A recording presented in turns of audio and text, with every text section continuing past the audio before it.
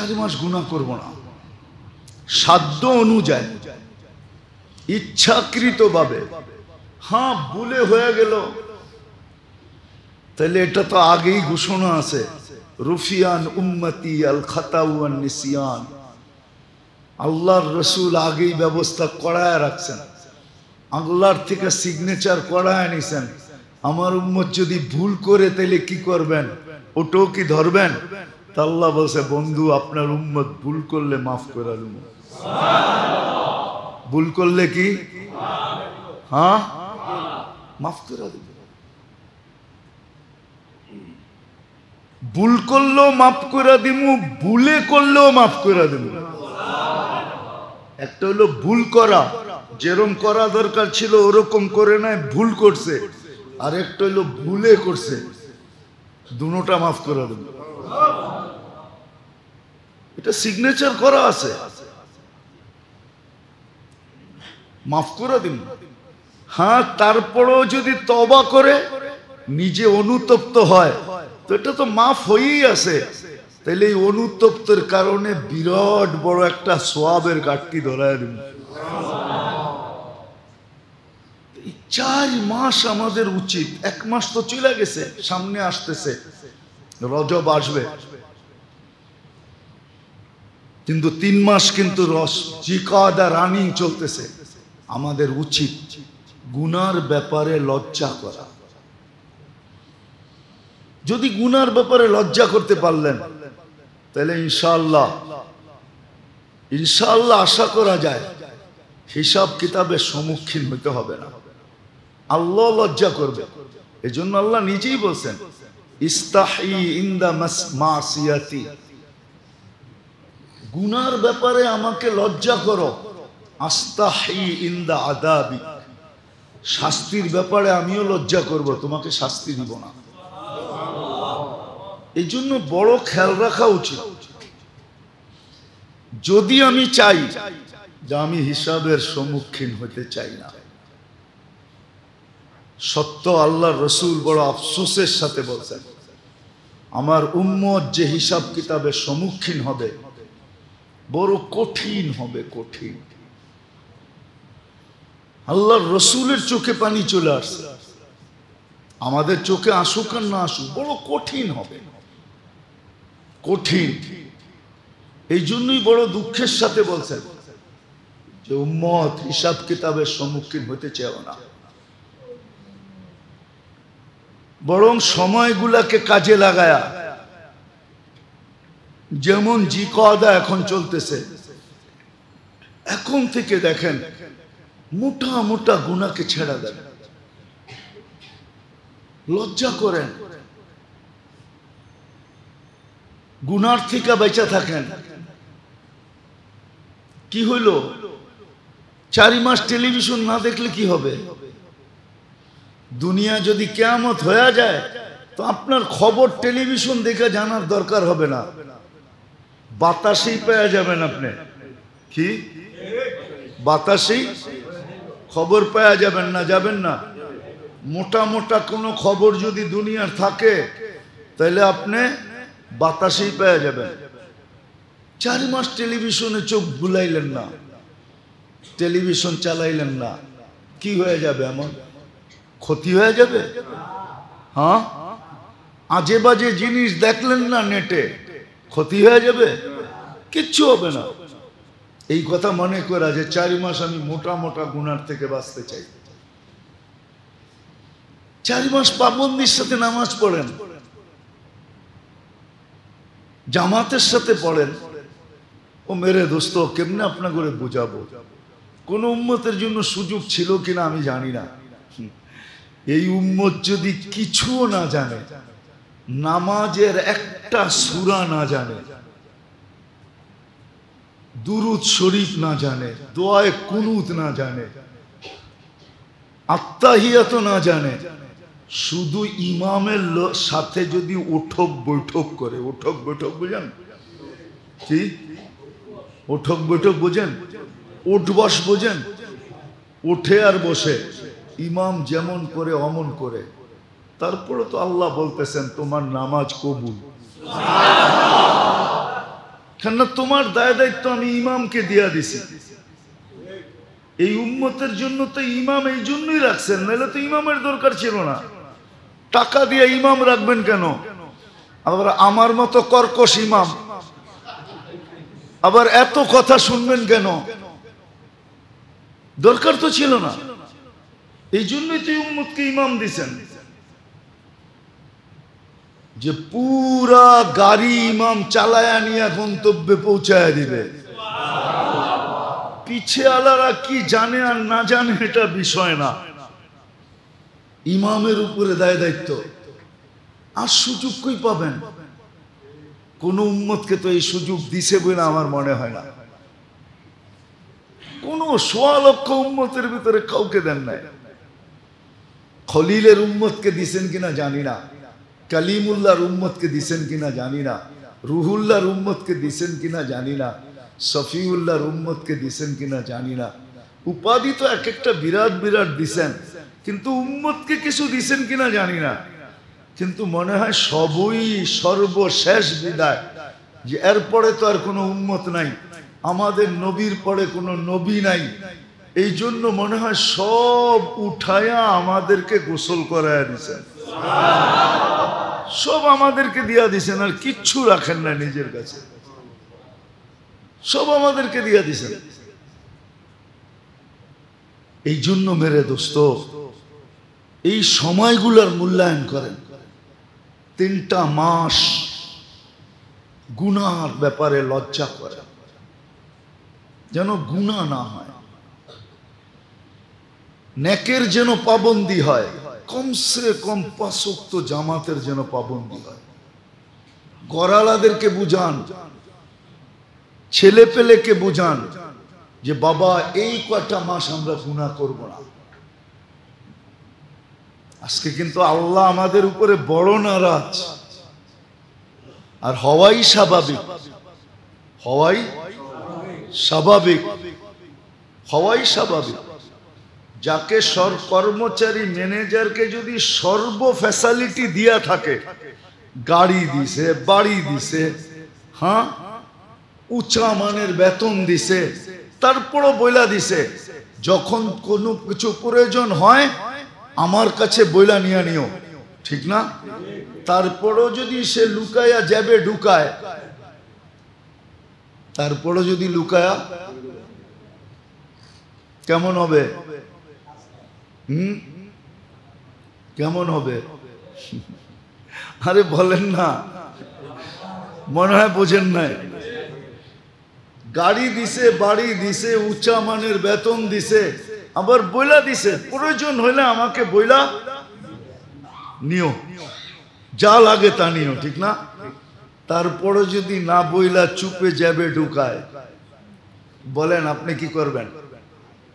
হ্যাঁ, কি করবেন?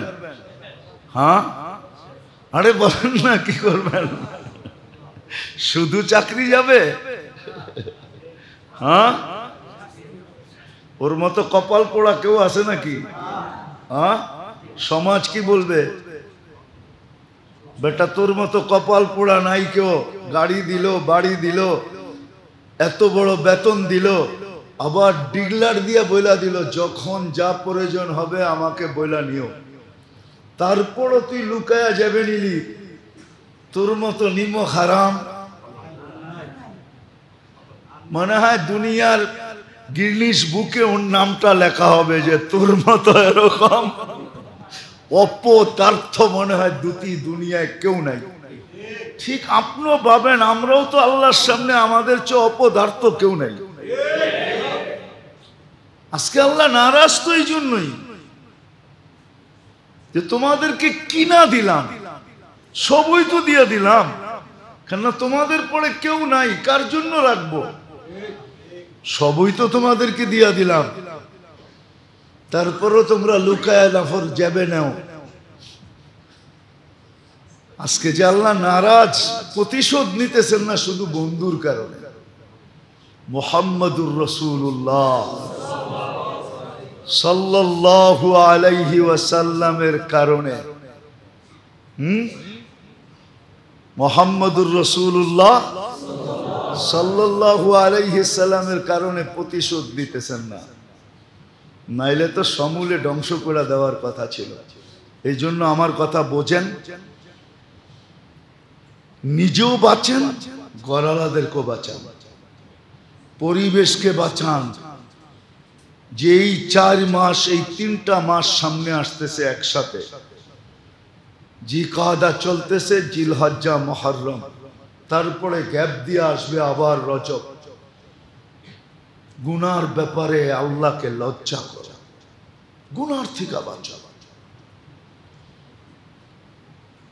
নেক সাধ্য অনুযায়ী করো, সাধ্য অনুযায়ী নেক করেন, যতটুকু সম্ভব করা নেক করেন, নেক করেন, নেক করেন যতটুকু সম্ভব। নামাজ পাবন্দির সাথে পড়েন। কিন্তু আফসোস তো এখানেই, 3 ওয়াক্তে তো কিছু মুসল্লি দেখা যায়, 3-4 ওয়াক্তে, কিন্তু ফজরে তো কোনো মুসল্লি দেখা যায় না। সব মনে হয় রাত্রে আকাশে চলে যায়, সূর্য উঠার পরে মনে হয় আকাশ থেকে নেমে আসে, মনে হয় না কেউ মহল্লায় থাকে। বাড়িগুলা মনে হয় রাত্রে ফাঁকাই থাকে, ঠিক না? না, মনে হয় না কেউ মহল্লায় থাকে, নাহলে কেন মসজিদ বলে না? আগেও বলছিলাম, এখনো বলতেছি, মনে উঠলো এই জন্য বলতেছি, কালকেও বলছিলাম, ইদানিং খুব বলতেছি। কেননা ইহুদিদের কিতাবে এখনো লেখা আছে, ওরা কিন্তু ওদের কিতাবের কথা খুব মানে, আমরা মানি আর না মানি, কিছু বিষয় ওরা খুব মানে। ওদের কিতাবে লেখা আছে মুসলমানদের ফজরের জামাত আর জুমার জামাত যেদিন সমান হবে, ওদিন বিজয়ের পালা শুরু হবে। আপনি আপনার ফজরের মুসল্লি মনিটরিং করেন আর না করেন, ওরা কিন্তু ডেলি করে যে মুসল্লি বাড়তেছে না কমতেছে। যেদিন বাড়া শুরু করবে ওদিন ওদের দিলের ভিতরে কাঁপুনি শুরু হবে। কেননা যেদিন ফজরের জামাত আর জুমার জামাত সমান হবে মুসলমানের, ওই দিন অটোমেটিক বিজয়ের পালা শুরু হবে। ইহুদিদের কিতাবে এখনো লেখা আছে, এই পয়েন্ট লেখা আছে ওদের। এই জন্যই তো চ্যানেলের পরে চ্যানেল কেন বাড়াইতেছে? কে বাড়াইতেছে চ্যানেল? কারা বাড়ায়? আপনারা বাড়ান। কোত্থেকে চ্যানেল বাড়ে? যে সারা রাত চ্যানেল দেখানে লাগায়া দাও, যাতে ফজরের নামাজ ফাঁকি হয়ে যায়, ফজরের নামাজে মুসল্লি না হয়, মুসলমান ফজরের নামাজে না আসে। কেননা 2 ওয়াক্তের নামাজ তো এরকম, যেটা পড়ার উপরে জান্নাতের গ্যারান্টি আছে, গ্যারান্টি। ফজর আর আসর, মান সাল্লাল বারদাইন দাখালাল জান্নাহ। 2 ওয়াক্ত নামাজ যে পাবন্দির সাথে পড়বে, জান্নাত অবধারিত। ফজর আর কি আসর, ফজর আর আসর, ফজর আর আসর। এসা তো এরকম নামাজ, পড়া ঘুমাইলো, যদি উঠলো তো ছোয়াবের গাঠটি নিয়ে উঠলো, আর যদি না উঠলো তো সিধা জান্নাতের ভিতরে যেয়ে উঠবে।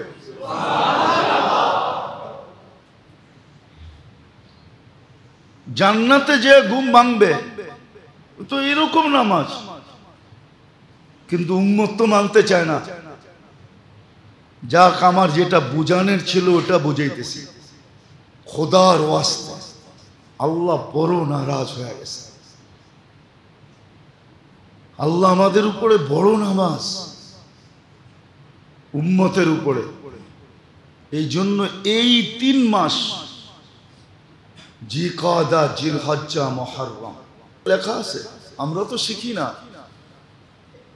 কবরের সুয়াল জবাব থেকে বাঁচা যায় এরকম একটা পদ্ধতি না, 7টা পদ্ধতি লেখা আছে। কয়টা? 7টা পদ্ধতি লেখা আছে। কিন্তু কয়টা শিখছি কোনোদিন জিজ্ঞাসা তো করি নাই যে কবরের সুয়াল জবাব থেকে কিভাবে বাঁচা যায়। গতকালকে সূর্য ডুবার থেকে নিয়ে আজকে সূর্য ডুবা পর্যন্ত যে মারা যাবে শুক্রবারে, তার কবরে সুয়াল হবে না। কিন্তু আপনি কয়দিন চাইছেন আল্লাহ শুক্রবারে মওত দিন? কয়দিন 2 রাকাত পড়ছেন বলেন?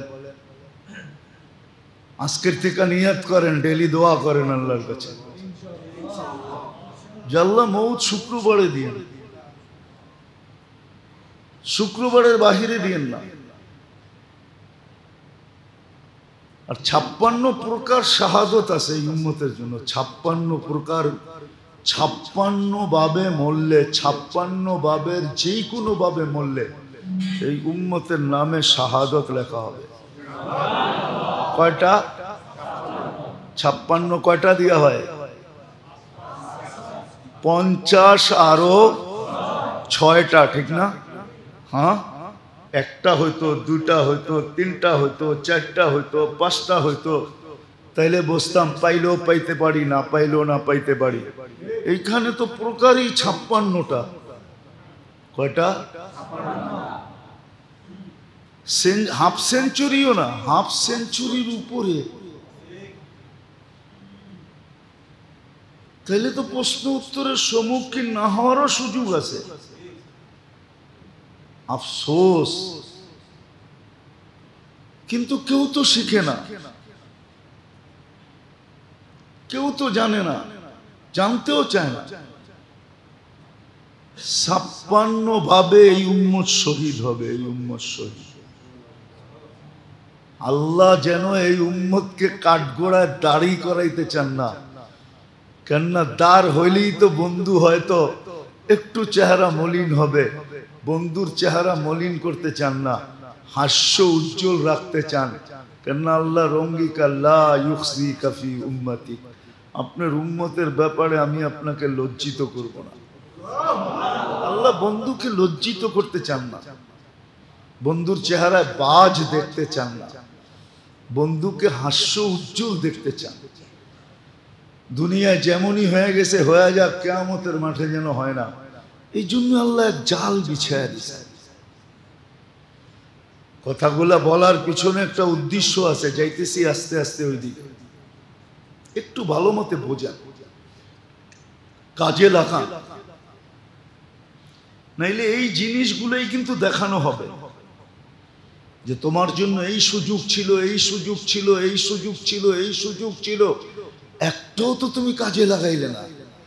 অপশন তো অনেকগুলো ছিল, আমরা তো 2-4টা অপশন রাখি নাই, আমরা তো অগণিত অপশন রাখছি, অগণিত সুযোগ রাখছি। তুমি একটাও কেন ধরলে না, ধরা দিলে না? তখন কি জবাব দিব? কি জবাব হবে ওই দিন? ওই দিন তো জবাব দিলে কাজে দিবে না। সত্য তো এটাই, মানুষ তো কাঁদবে। কিন্তু আজকে হুকুম আছে, ফালিয়াযহাকু কালিলান ওয়ালিয়াবকু কাসীরা। আজকে হুকুম আছে বেশি কাঁদো, হাসো কম, কাঁদো বেশি। কিন্তু একদিন তো মানুষ কাঁদবে, কান্না কোনো কামে দিবে না। কিন্তু আজকের কান্না কাজে দিবে। কান্না যদি নাও আসে, হ্যাঁ, কত মানুষই তো দেখি দুনিয়ার জন্য কান্নার ড্রামা করে, ঠিক না? ড্রামা বোঝেন? অভিনয় করে, কান্নার অভিনয় করে, ঠিক না? দুনিয়ার জন্য আল্লাহ তো কয় দুনিয়ালাদের দিল গলুক আর না গলুক, তুই কান্নার অভিনয় কর, আমাদের কুদরতি দিল গইলা যাবে, আমরা মেহেরবান হয়ে যাব। আবু বকর সিদ্দিক রাদিয়াল্লাহু তাআলা তো জিজ্ঞাসা করছে, জি ইয়া রাসূলুল্লাহ, কান্না যদি না আসে, আল্লাহ রাসূল বসে অভিনয় করলেও চলবে। অথচ আবু বকর সিদ্দিকের কান্না আসে না, এটা আবার প্রশ্নের কোনো বিষয় হয় নাকি? উনি তো সারাদিনই কাঁদতেন, ঠিক না? কিতাবে আছে। মক্কালারা আয়েশা বলছে, আবু বকর কোরআন পড়ো তো পড়ো, ঠিক আছে, কিন্তু সাথে সাথে যে কাঁদতে থাকো, তোমার কোরআন পড়া একদিক দিয়ে আমাদের ঘরকে আউলায়া দেয়, তোমার কান্না আরেক দিক দিয়ে আউলায়া দেয়। দুই বাতাসে আমাদের ঘর সব উল্টে যাইতেছে। মহিলারা মন গলা যেতেছে, বাচ্চারা পর্যন্ত মুসলমান হওয়া শুরু হয়ে গেছে। কোরআন পড়ো পড়ো, সাথে কাঁদো কেন? উনি জিজ্ঞাসা করতেছে কান্না যদি না আসে কি করব? তা আল্লাহর কাছে তো অভিনয় গ্রহণযোগ্য। আজকে তো অভিনয় করতে পারে, অভিনয় তো করি না, কাঁদবো তো দূরের কথা, কিন্তু একদিন তো কাঁদবে। ওই দিন কান্না তো কোনো কাজে দিবে না, শুধু কান্দবে, পানিও গড়াবে। কতটুক পানি জমবে এটাও কোরআনে হাদিসে লেখা আছে, কতটুক পানি জমবে, পানির মাত্রা কতটুকু হবে। তো যেটা বুঝাইতেছিলাম মেরে দোস্ত, সত্য এটাই, সত্য এটাই। আজকে সুযোগ আছে, আজকে জীবনের মূল্যায়ন করা যায়, কেননা জীবনের গতি আমাদের কাছে না, জীবন যিনি দিছেন ওনার কাছে। এই জন্য জীবন অবিরাম যাত্রী, কোথাও বিরামহীন যাত্রী, কোথাও দাঁড়ায় না, চলতে থাকে, চলতেছে। কিন্তু হ্যাঁ, এটাকে কাজে লাগানো, এটা হলো বুদ্ধিমানের কাজ। আছে কিছু বুদ্ধিমান দুনিয়াতে এখনো আছে, যারা এখনই প্রস্তুতি নিতেছে। ওমর রাদিয়াল্লাহু তাআলা আনহুর কথা মতো, হাসিবু ক্বাবলা আন তুহাসাবু, তোমার হিসাব তুমি ডেলি কষো। এজন্য আল্লাহওয়ালারা বলে, আল্লাহওয়ালাদের বলা ছিল, এখনো বলেন, নিয়মও ছিল, ঘুমানোর আগে যোগ বিয়োগ করে ঘুমানো, যে আজকে গুনাহ কয়টা করলাম, নেক কয়টা করলাম। যদি দেখা যায় নেক কম হয়ে গেছে, গুনাহ বেশি হয়ে গেছে, তাইলে গুনাহ নেক বাড়ানোর কোনো অসুবিধা নেই। আমি ছোট একটা দেখাইতেছি, সুবহানাল্লাহি ওয়া বিহামদিহি, যে 100 বার পড়লো সুবহানাল্লাহি ওয়া বিহামদিহি, যে 100 বার পড়লো 1,25,000 নেকি পাবে। পড়তে 3 মিনিট লাগে, উঠতে 4 মিনিট। সুবহানাল্লাহি ওয়া বিহামদিহি, সুবহানাল্লাহি ওয়া বিহামদিহি, উঠতে 5 মিনিট লাগে। গুনাহ কতটুকু মাফ হবে এটা বাদই দিলাম, সমুদ্রের ফেনা পরিমাণ, গাছের পাতা পরিমাণ, বালুর কণা পরিমাণ গুনাহ মাফ হবে। যদি ঘুমানোর আগে 100 বার পড়া ঘুমায় গেল, 1,25,000 গুনাহ হওয়া তো কোনো কথা না। এরকম আরো অনেক আছে। সূরা ইখলাসে 3 বার পড়া ঘুমায় গেল, 1 খতম কোরআনের সমান। কি যদিও মতানৈক্য করবে কেউ, কিন্তু আমার একটা ধারণা আর কি, কিতাবের কথা না, ধারণা আর কি, যে 1 খতমের কোরআন আর দুনিয়ার সমস্ত গুনাহ এক পাল্লায় দিলে কোরআনের খতমের পাল্লা বাড়ি হবে। ওটা তো 3 বার সূরা ইখলাস পড়লেই পাইতেছেন, ঠিক না? এতটুক তো করে ঘুমানো যায়, এতটুক না করা যায়, কমসে কম হাত দুটা উঠায়া আল্লাহ তওবা করে ঘুমাইলাম, এতটুক তো বইলা ঘুমানো যায়, তাইলেও তো হয়। এই জন্যই আল্লাহ বান্দাকে সুযোগ রাখছে। এই কথাগুলো এই জন্য বললাম যে এখন কিন্তু জিকাদা চলতেছে, পরের মাসটাই জিলহজ্জা আসবে, পরের মাসটাই মুহররম আসবে। এই উম্মতকে হুকুম ছিল যে কমসে কম 4টা মাস আল্লাহকে লজ্জা করো। গুনাহ না করা মানে হলো আল্লাহকে লজ্জা করা,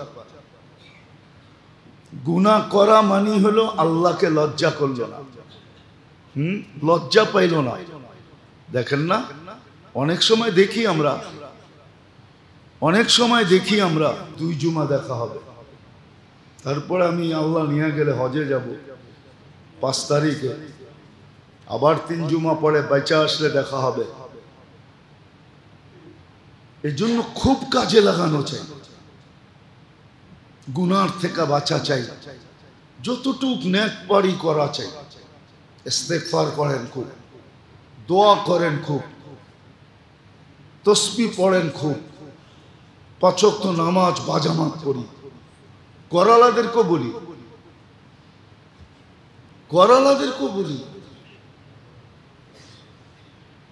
4 মাস এরকম করে আল্লাহকে দেখায় দিই। হ্যাঁ, সত্য এটাই, সত্য এটাই। একটা হাদিস মনে উঠলো, এই জন্য বলতেছি। ফেরেশতাদের শিফট পরিবর্তন হয় 2 বেলা। কয় বেলা? ফজরে আর আসরে। একদল ফেরেশতা ফজরে জমিনে আসে, ওরা আসরে উঠে চলে যায়। আরেক দল ফেরেশতা আসরে আসে, ওরা ফজর পর্যন্ত ডিউটি করে। তো যখন উপরে যায়, আল্লাহ জানে, তারপরে জিজ্ঞাসা করে, কাইফা ওয়াজাদতুম ইবাদি ইযা আতাইতুম, তোমরা জমিনে যখন আসছিলে, গেছিলে, পড়ছিলে, আমার বান্দাদেরকে কি অবস্থায় পেলে? তো ফেরেশতারা বলে, আতাইতুহুম ইউসাল্লুন, আমরা যা দেখছি সব ফজরের নামাজে। আবার জিজ্ঞাসা করে, ইযা ওয়াজাদতুম ইবাদি ইযা তারাকতুম, যখন ছায়রা আসতেছিলে তখন কেমন দেখলে? তো বলে, তারাকতুহুম ইউসাল্লুন, যখন ছায়রা আসতেছিলাম তখনও দেখছি নামাজে, তখনও দেখছি নামাজে। হাদিস অনেক লম্বা। তা আল্লাহ বলে, ঠিক আছে, পুরাটা সময় নামাজ লেখা রাখো। পুরাটা সময় কি? একটা উদাহরণ দিলে বুঝে আসবে। মনে করেন আপনার প্রিয় ভাজন বা আপনার সন্তান বা আপনার আপনজন, ছোট কেউ, আপনি যাইতেছেন, দেখতেছেন আড্ডা দিছে, ঠিক না? কোথাও বসে আড্ডা দিতেছে, আপনাকে দেখা সে উঠা চলে গেছে। আপনি একটু চোখ গরম করে দেখছেন, সে বুঝা ফেলছে, চলে গেছে, ঠিক না? 2-3 ঘন্টা ঘুরা আবার আয়া বসছে, ঠিক না? সে ভাবছে বাবা আর এই রাস্তায় মনে হয় নাও আসবে, ঠিক না? 3 ঘন্টা হয়ে গেছে তো, ঠিক না? কিন্তু আপনি আইসা দেখছেন আবার বসা আছে, ঠিক না? তা আপনি কি বলবেন? যাওয়ার সময় দেখলাম এখানে বসা আড্ডা দেশ, আইসো দেখি তুই এইখানে বসা, এইখানে বসা করস কি? না, প্রথম একটু চোখ গরম করছেন, এখন মাথাটাই গরম হয়ে গেছে। 3 ঘন্টা ধরে তুই এনে বইয়া করস কি, ঠিক না? কিন্তু ও 3 ঘন্টা ছিল না, ও কিন্তু আপনার চোখ গরম দেখেই উঠে গেছে গা, ঠিক না? কিন্তু ভাবছে 3 ঘন্টা তো হইলো, বাবা মনে হয় এখান দিয়ে আর আসবে না, বড় ভাই মনে হয় এখান দিয়ে আসবে না, মুরব্বী মনে হয় এখান দিয়ে আর আসবে না, আবার আইসা বসে গেছে। কিন্তু আপনি কি বললেন? যাওয়ার সময় দেখলাম বাবা, আসার সময় দেখলাম বাবা, তুই করস কি এখানে? দললেন চুলটায়, দল খুললেন জুতা আর পিটানি শুরু করলেন, ঠিক না? কিন্তু বেচারায় কিন্তু মধ্যখানে 3 ঘন্টা ছিল না। আল্লাহ এরকমই বলে যে পুরাটা নামাজ লেখা রাখ। এই জন্য এই 3টা মাসে উচিত আমাদের